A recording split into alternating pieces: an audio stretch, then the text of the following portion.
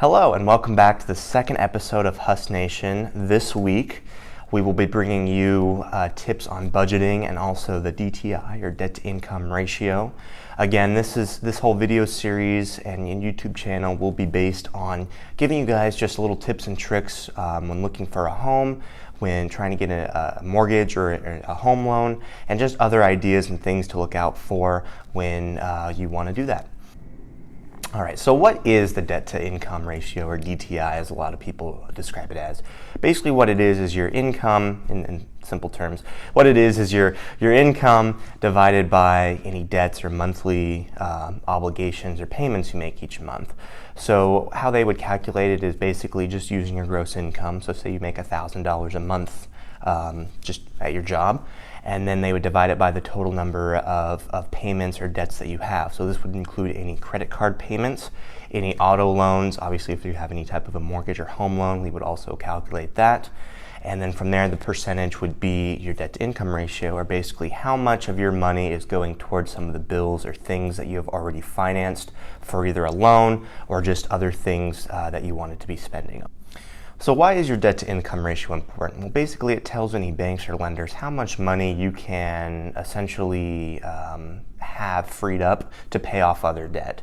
So a lot of people will have student loans, will have credit card debt, will have vehicle loans already. So that's something that if they're adding another debt or another, say, mortgage or any type of a loan, they want to make sure you have the ability to repay that loan. So what the magic number, I mean, depending on the product or the type of loan you get, it really does depend. Most loans, what you want to look for is somewhere between 43 and 50% for your debt to income ratio. So basically, you want to make sure that at least you have half your income or less is going towards bills and other things already. Anything above that, you would not qualify just because you're too maxed out on your income. So when you're looking for a house or trying to get a loan, you basically want to have a lower debt to income, because that tells the bank or the lender, hey, I have more money to pay back this loan and to take on more debt. So common for most people, the easiest way, if you did want to calculate it on yourself, pretty simple. Obviously, if you know what you make, that would be your top line number.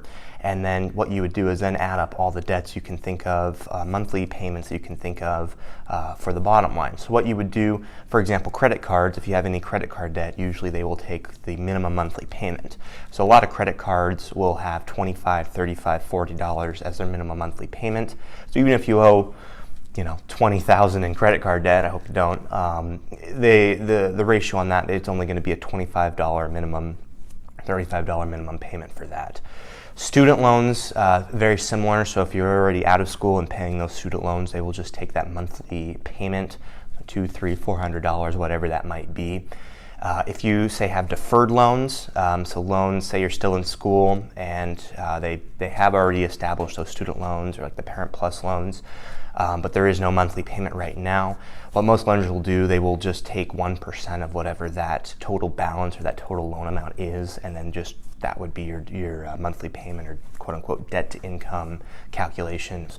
So say you have $30,000 in student loan debt, they would hit you with $300 a month for that payment. So even though you're not paying on it right now, they need to include that into the calculation, because after you do get out of school, you will be paying on that.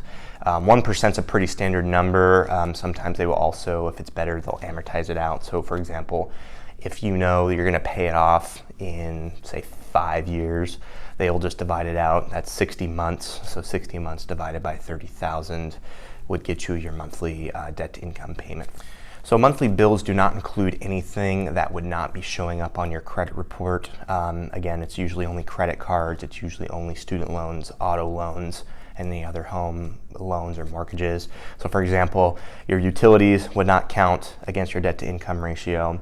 Currently, your Netflix, your Hulu subscription, Spotify would not count against your debt to income, just because those types of things can be canceled, or they're not recurring that you need to pay it off. Whereas a car loan, you need to pay it off, or they will take back the car and it'll hurt your credit score.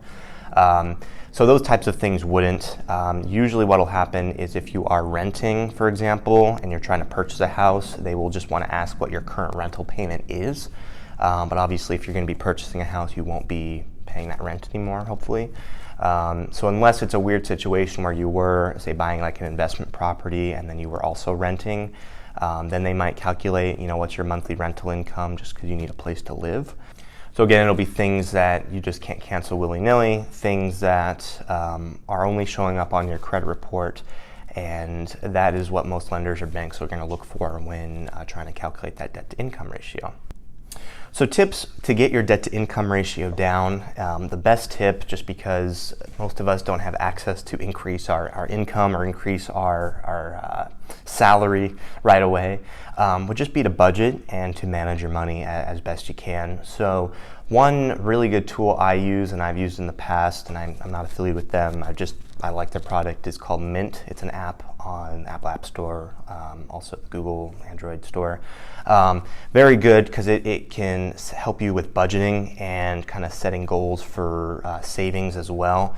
Very easy to do. I like it because it can really import all of your checking, savings account information, any credit cards you have, and then it'll actually track your spending. For example, you can set a monthly budget of, say, $200 or $250 a month to eat out at restaurants. So if you go to, say you go out to like Chick-fil-A, or say you go out to like Olive Garden or something, it'll actually show you spent $30 there or $20 there. It'll show you, hey, you've used $20 of your monthly budget on restaurants at going out.